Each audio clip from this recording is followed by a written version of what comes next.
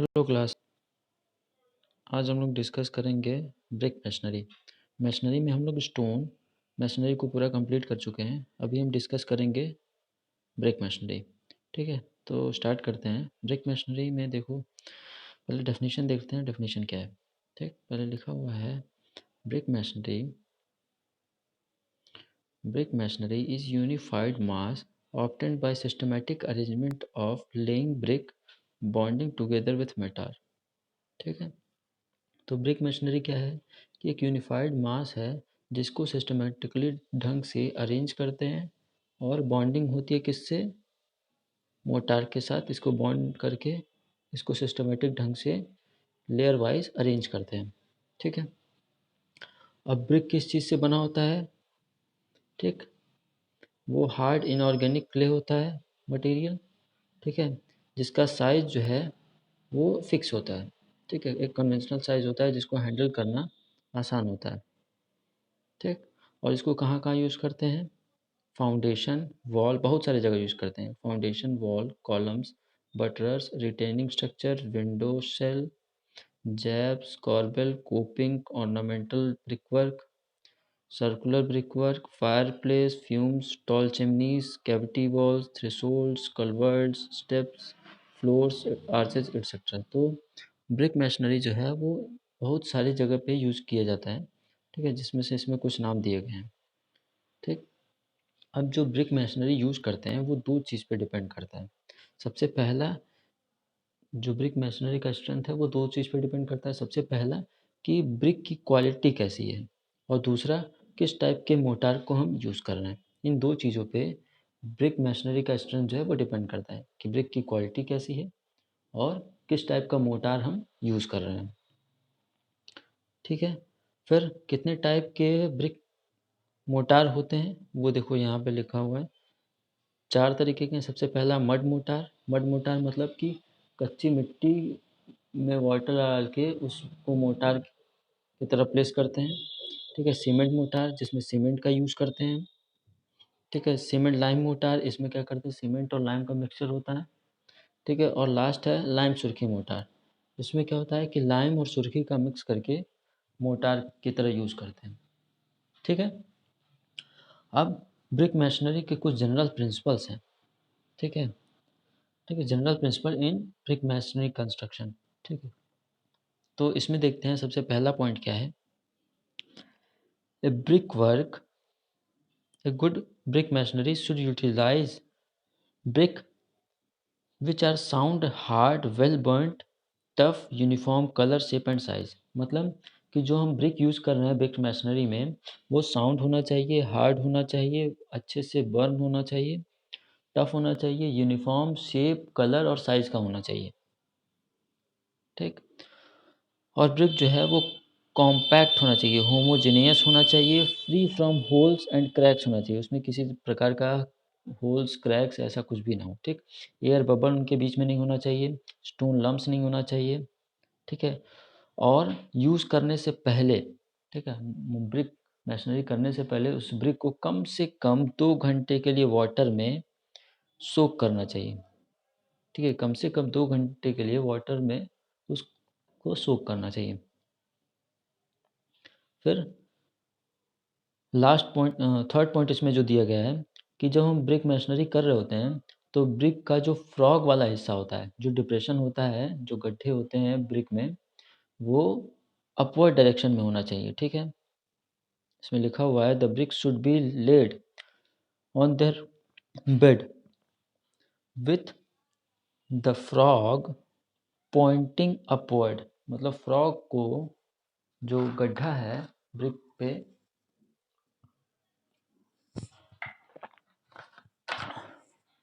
वो जो है, जो डिप्रेशन है, जो फ्रॉग है ब्रिक के ऊपर, वो जो है अपवर्ड डायरेक्शन में होना चाहिए। ठीक है, इससे क्या होता है कि दो लेयर, दो कोर्सेज के बीच में प्रॉपर बॉन्डिंग हो सकती है। ठीक है, ये बॉन्डिंग के लिए सबसे ज़्यादा यूज़फुल होता है। ठीक है, दो कोर्स या दो लेयर के बीच में जो बॉन्डिंग होती है वो इन्हीं की वजह से अच्छे से हो पाती है, इन्हीं फ्रॉग की वजह से। ठीक है, तो नेक्स्ट देखते हैं हम लोग फोर्थ पॉइंट। फोर्थ पॉइंट में क्या है the brick should let truly horizontal place होना चाहिए और जॉइंट जो है वो ट्रूली वर्टिकल होना चाहिए। ठीक, जो ब्रिक का कोर्स जो लेयर रखेंगे हम ब्रिक का वो प्योरली हॉरिजेंटल होना चाहिए। ठीक है, वो हॉरिजेंटल से अलाइंड नहीं होना चाहिए और जो जॉइंट्स हो वो प्रॉपर वर्टिकल डायरेक्शन में हो। ठीक है, और जो भी हम मैशनरी करते हैं उसमें कोशिश करते हैं कि ब्रिक बैट को न यूज़ करना पड़े। हम अवॉइड करते हैं जितना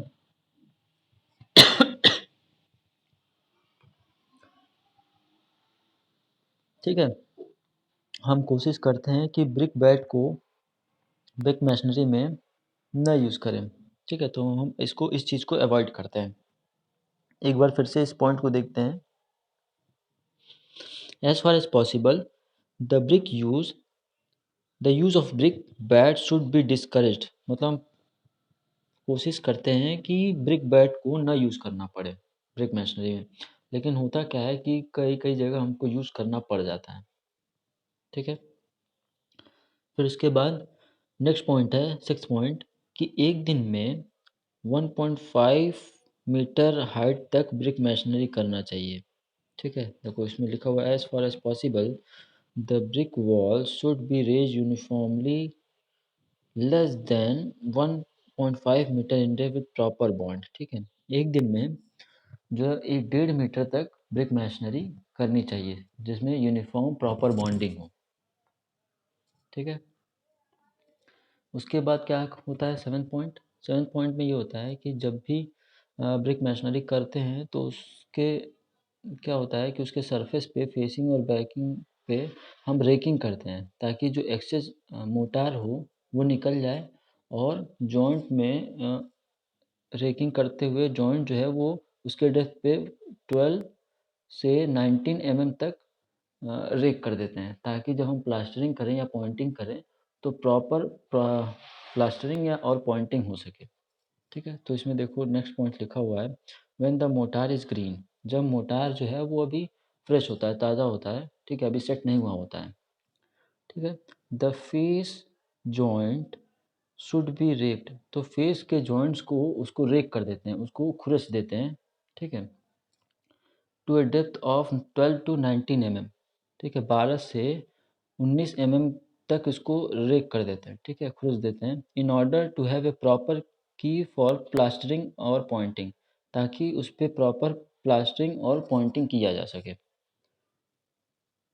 ठीक, फिर उसके बाद नेक्स्ट पॉइंट है in order to ensure continuous bond between the old and the new the wall should be stopped with a tooth end. ठीक है, हम क्या करते हैं जब वॉल का कंस्ट्रक्शन करते हैं तो जब भी हम मशीनरी बंद करते हैं, मान लो थोड़ा सा ब्रिक वर्क आज किए फिर थोड़ा सा मशीनरी जो है वो कल किए, तो हम मशीनरी को ऐसे जगह पे रोकते हैं, कॉर्नर्स पे रोकते हैं ताकि उस पे फिर नेक्स्ट जो है उस पे ब्रिक वर्क किया जा सके और उन दोनों के बीच में प्रॉपर बॉन्डिंग हो सके। ठीक है, कंटिन्यूस बॉन्डिंग बन सके। ठीक है, हम ऐसा नहीं करते हैं कि ब्रिक वर्क को बीच में ही कहीं रोक दिए, ऐसा नहीं करते हैं। हम क्या करते हैं कि उसके एंड पे जाके ब्रिक वर्क को रोकते हैं। ठीक, नेक्स्ट पॉइंट क्या है कि जब हम ब्रिक वर्क करते हैं तो उसमें क्योरिंग करना पड़ता है। तो अगर लाइम मोटार से ब्रिक वर्क करते हैं तो उसकी क्योरिंग जो है वो 2 से 3 हफ्ते करना होता है और अगर सीमेंट मोटार से करते हैं तो उसकी क्योरिंग 1 से 2 हफ्ते करने होते हैं।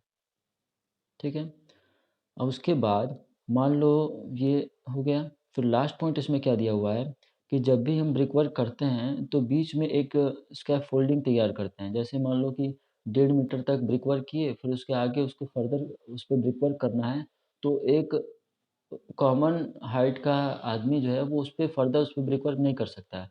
तो उस वो क्या करता है कि एक सपोर्ट तैयार करता है। ठीक है, उस सपोर्ट पे खड़े होके वो फर्दर उसके ऊपर ब्रिक वर्क करता है, तो उसको बोलते हैं स्कैफोल्डिंग। ठीक है, तो जब भी ब्रिक वर्क होता है तो उनके बीच में सिर्फ एक ही स्कैफोल्डिंग दिया जा सकता है।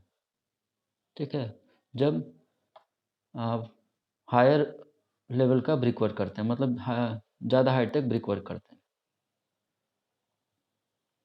ठीक है, फिर types of brick work, brick bond. ठीक है, नेक्स्ट पॉइंट है टाइप्स ऑफ ब्रिक बॉन्ड।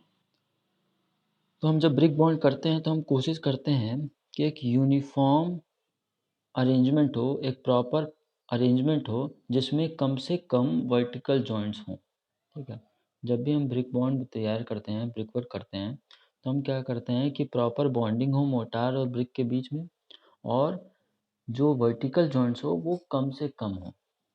ठीक है, तो यहाँ पे देखो लिखा हुआ है, bonding is a process of arranging bricks and mortar to tie them together in a mass of brickwork. ठीक, it should have a minimum of vertical joints in any part of the work. ठीक है, किसी भी part में joint जो है वो कम से कम हो, वर्टिकल जॉइंट्स। ठीक है, अब कैरेक्टरिस्टिक्स ऑफ ब्रिक बॉन्ड और रूल्स फॉर बॉन्डिंग। ठीक है, कुछ कैरेक्टरिस्टिक्स हैं ब्रिक बॉन्ड के, वो हम आगे देखते हैं। ठीक है, तो इसमें सबसे पहला पॉइंट क्या है, the brick work should have brick of uniform shape and size. ठीक है, तो जो ब्रिक मैशनरी करते हैं उसमें जो ब्रिक यूज़ करते हैं वो यूनिफॉर्म शेप और साइज़ का हो। ठीक है, वो डिफॉर्म ना हो, उसका इरेगुलर शेप ना हो, ऐसा ब्रिक नहीं यूज़ करते हैं। ठीक है, हम प्रॉपर यूनिफॉर्म शेप और साइज़ का ब्रिक यूज़ करते हैं। ठीक, फिर नेक्स्ट पॉइंट देखते हैं हम लोग, सेकेंड पॉइंट।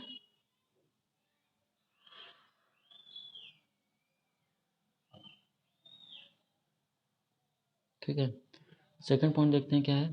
ठीक है, सेकंड पॉइंट में क्या है कि जो लैपिंग होना चाहिए हॉरिजेंटल, मतलब हॉरिजेंटल और वर्टिकल में, वो किस तरीके से होना चाहिए इसके बारे में। For satisfactory bondage the lap between the lap should be 1/4 of the brick along the length. ठीक है, लेंथ के अलोंग जो लैपिंग होना चाहिए वो 1/4 होना चाहिए।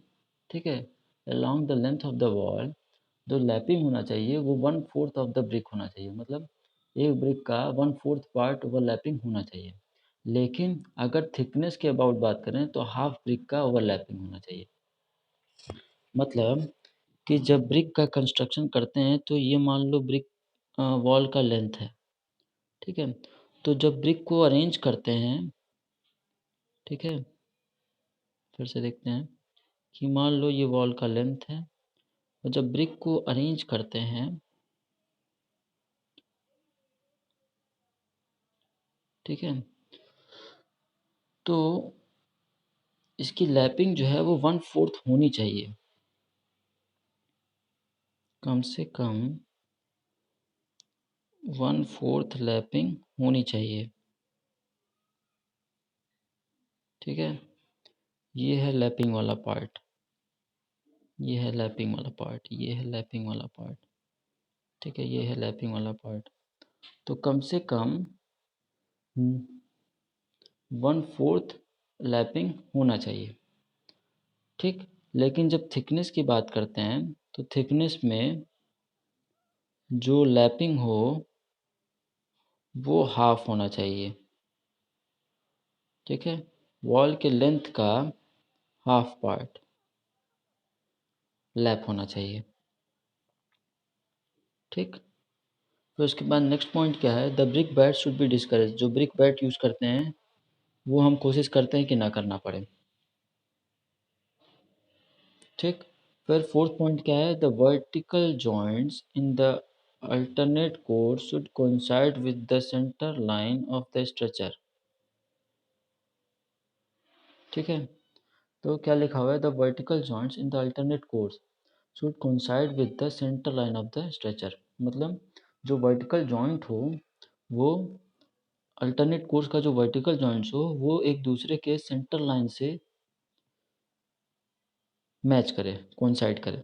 ठीक है, तो इसको समझते हैं कि मान लो ये एक ब्रिक है, ये एक दूसरा ब्रिक है। जब इसके ऊपर वाला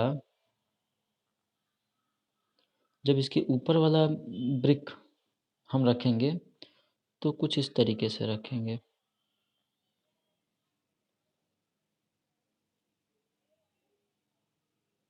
ठीक है, फिर फर्दर इसके ऊपर वाला ब्रिक जो रखेंगे वो कुछ इस तरीके से रखेंगे।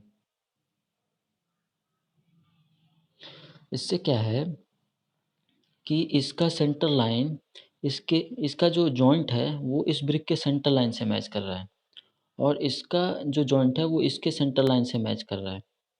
इसका ये जो जॉइंट है वो इसके सेंटर लाइन से मैच कर रहा है, और इसका जो जॉइंट है वो इसके सेंटर लाइन से मैच कर रहा है। मतलब कि इसके अल्टरनेट कोर्सेज़ के जो जॉइंट हैं, उसके जो वर्टिकल जॉइंट्स हैं वो कोर्सेज़ के सेंटर लाइन से, स्ट्रेचर के सेंटर लाइन से मैच होने चाहिए। ठीक है? फिर नेक्स्ट देखते हैं, the alternate course of the centre line of header should coincide with the centre line of the stretcher. ठीक है? इस कोर्स बिलो और अबव इट।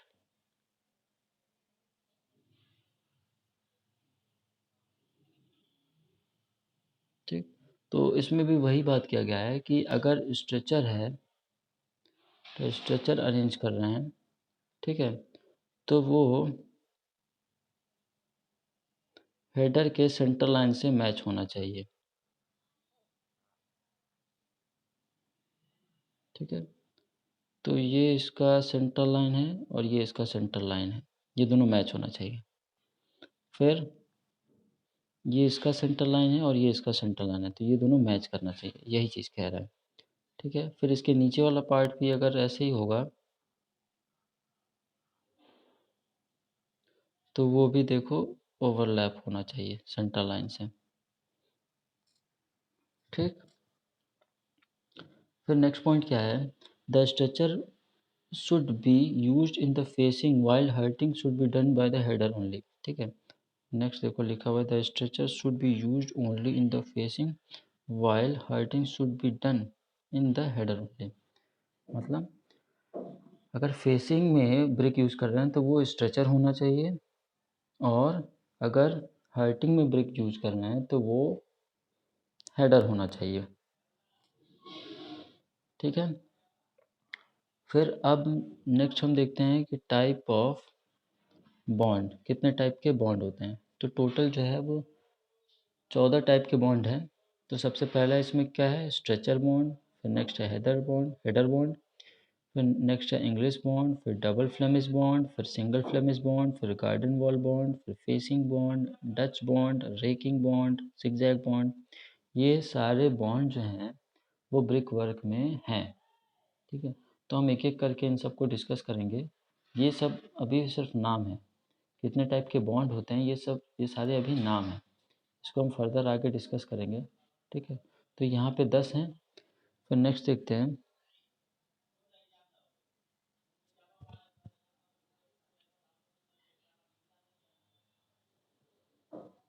नेक्स्ट क्या है,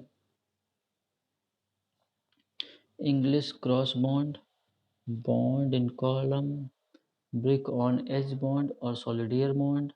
फिर उसके बाद bond at junction and squint junction. ठीक, तो सबसे पहले देखते हैं स्ट्रेचर बॉन्ड। स्ट्रेचर बॉन्ड में क्या है कि हम ब्रिक का वॉल के लेंथ के अलॉन्ग ही ब्रिक के लेंथ को प्लेस करते हैं।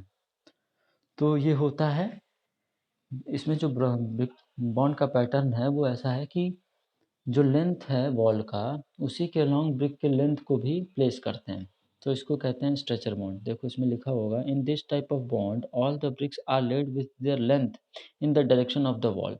ठीक है, जिस डायरेक्शन में वॉल है उसी डायरेक्शन में ब्रिक का लेंथ भी रखते हैं। ठीक है, ये पैटर्न जो है वो यूज़ करते हैं जहाँ पे वॉल की थिकनेस 9 सेंटीमीटर होती है। ठीक है, तो इसमें देखते हैं एलिवेशन में। ठीक है, तो एलिवेशन में देख रहे हैं कि ये वॉल का डायरेक्शन है। ठीक है, और ये जो है जो अरेंज किया गया है ये ब्रिक का लेंथ है, तो इसी वॉल के डायरेक्शन में ही ब्रिक के लेंथ को भी अरेंज किया गया है, सारे ब्रिक को। ठीक है, तो ये इसका एलिवेशन है। अब प्लान देखते हैं इसका। हर कोर्स का प्लान देखते हैं कि किस कोर्स में किस तरीके से अरेंज किया गया है।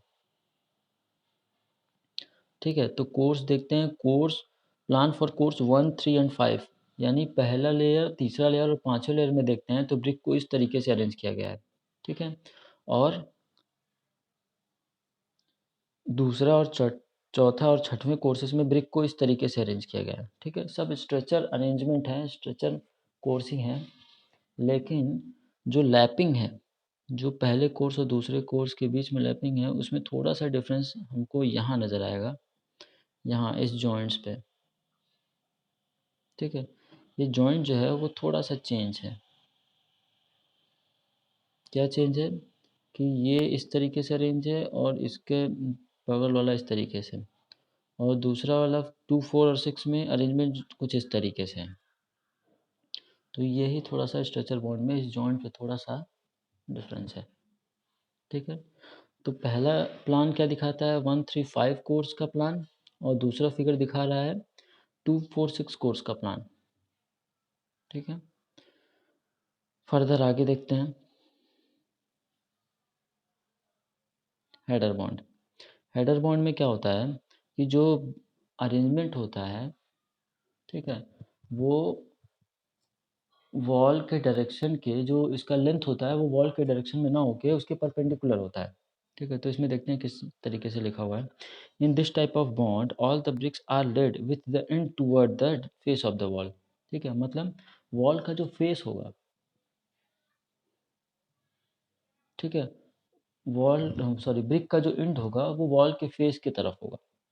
ठीक है, मतलब अगर सिंपल सी बात हम समझे कि अगर वॉल के सामने हम खड़े होकर देख रहे हैं तो वॉल का एक छोटा वाला हिस्सा ही दिखाई देगा, उसका लेंथ कहीं नहीं दिखाई देगा, हमको उसका एक छोटा वाला हिस्सा ही दिखाई देगा, छोटा वाला हिस्सा ही दिखाई देगा, इसका लेंथ वाला पार्ट नहीं दिखाई देगा, इसका लेंथ वाला पार्ट ये नहीं दिखाई देगा, सिर्फ हमको क्या दिखाई देगा, ये आगे वाला पोर्शन दिखाई देगा।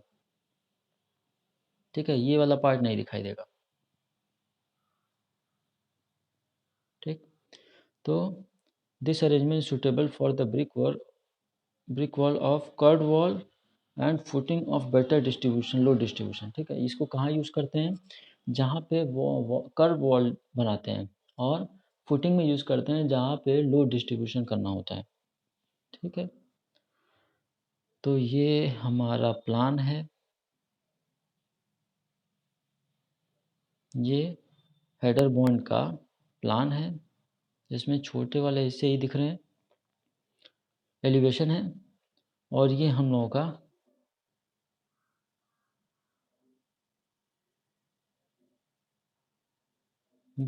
प्लान है।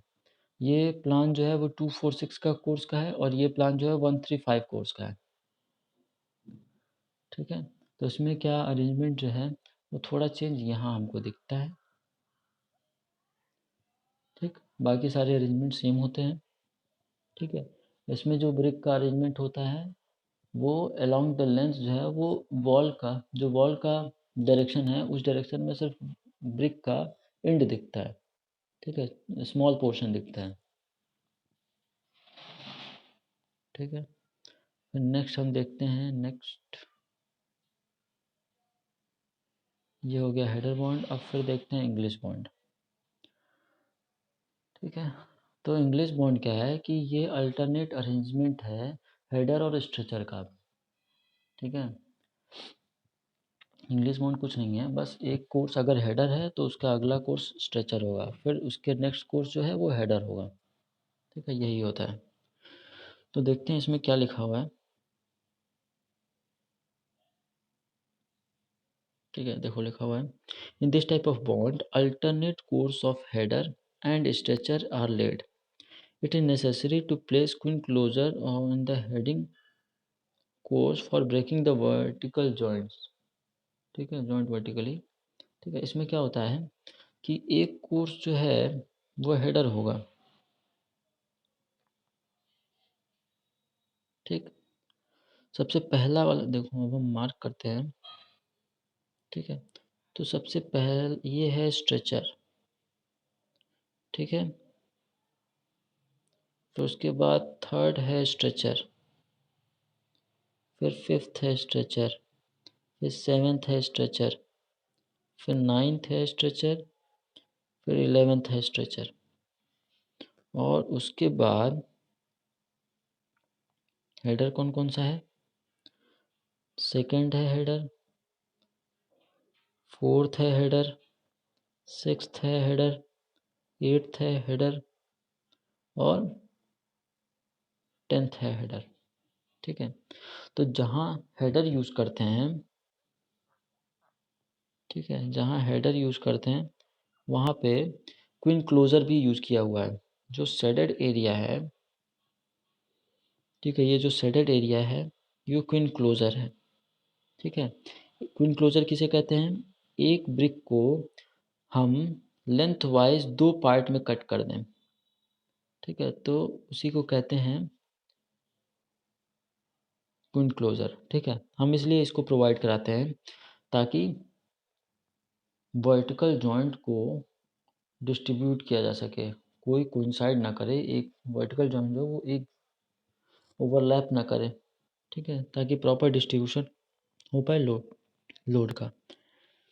तो देखते हैं कि अगर ये तुम्हारा, ठीक है, अगर ये तुम्हारा ब्रिक है, ठीक है, तो हम इसके लेंथ के अलोंग इसको 2 पार्ट में कट कर देते हैं।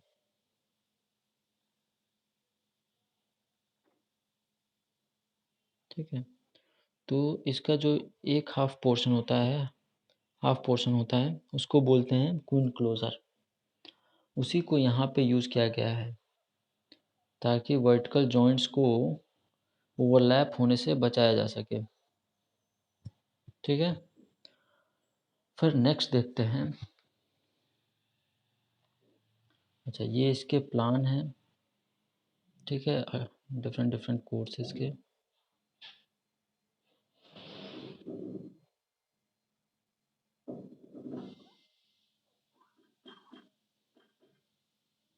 ठीक है, तो ये इसके प्लान है 246 के, और ये इसके प्लान है 1345 के। ठीक है, तो अरेंजमेंट जो है वो इस तरीके से करते हैं कि एक लेयर जो है वो हेडर हो, तो उसका अगला लेयर, दूसरा लेयर जो है वो स्ट्रेचर हो। तो अगर हम पहला वाला देखते हैं, मान लो पहला वाला देखते हैं, कोर्स फर्स्ट वाला, तो ये स्ट्रेचर अरेंजमेंट है। और वहीं जब इसके ऊपर दूसरा लेयर देखते हैं तो वो हेडर अरेंजमेंट है। फिर जब तीसरा लेयर देखते हैं तो तीसरा लेयर फिर स्ट्रेचर अरेंजमेंट हो जाता है, और फिर उसके बाद चौथा अरेंजमेंट जो है वो फिर हेडर अरेंजमेंट हो जाता है। ठीक है, तो ही अल्टरनेट हेडर और स्ट्रेचर को अरेंज करते हैं। और ये पार्ट दिखाता है, ये जो शेडेड पोर्शन है ये दिखाता है क्वीन क्लोजर। ठीक, अब ये तो हो गया सिंगल ब्रिक के थिकनेस के बराबर का। ठीक है, इंग्लिश बॉन्ड जो है वो वॉल के थिकनेस जैसे जैसे बढ़ता है तो वो अलग अलग शेप का दिखता है। ठीक है, फिर हम आगे देखते हैं। ठीक है, तो ये है तुम्हारा 1 ब्रिक वॉल इंग्लिश बॉन्ड, और ये तुम्हारा है 1.5 ब्रिक वॉल इंग्लिश बॉन्ड। इसमें क्या है कि वॉल की थिकनेस जो है वो 1.5 ब्रिक के बराबर होती है। इसमें जो वॉल की थिकनेस है वो 1.5 ब्रिक के बराबर होती है। ठीक है, ठीक, फिर नेक्स्ट क्या है? 2 ब्रिक वॉल इंग्लिश बॉन्ड। इसमें क्या होता है कि जो वॉल की थिकनेस है वो 2 ब्रिक के बराबर होती है, 2 ब्रिक के बराबर होती है। ठीक है, इसके कोर्सेस कुछ इस तरीके से होते हैं। ठीक है, फिर नेक्स्ट कौन सा है?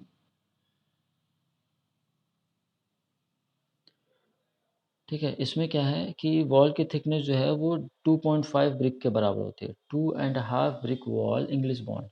इसमें जो वॉल की थिकनेस होती है वो 2.5 ब्रिक के बराबर होती है।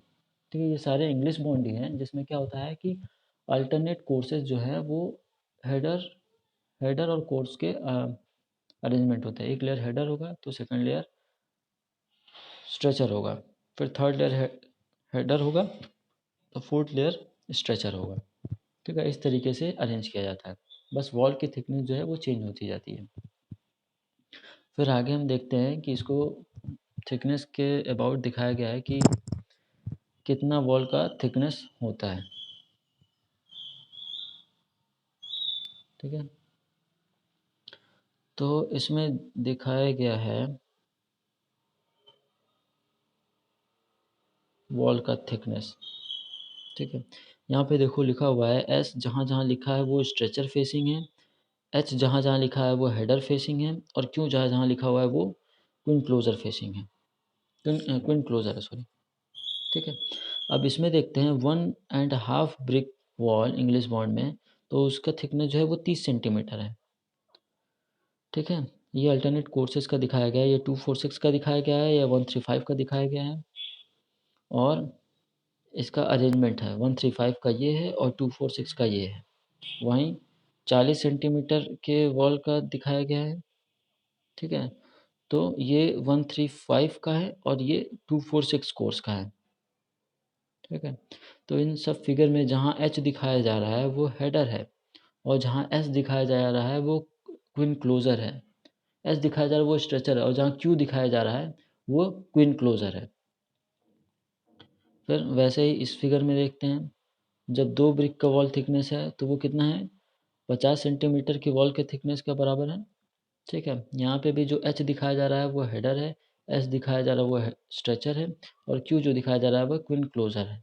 ठीक है, ये 246 का प्लान है और ये 135 कोर्स का प्लान है। ठीक, फर्दर देखते हैं 3 बिग के थिकनेस का।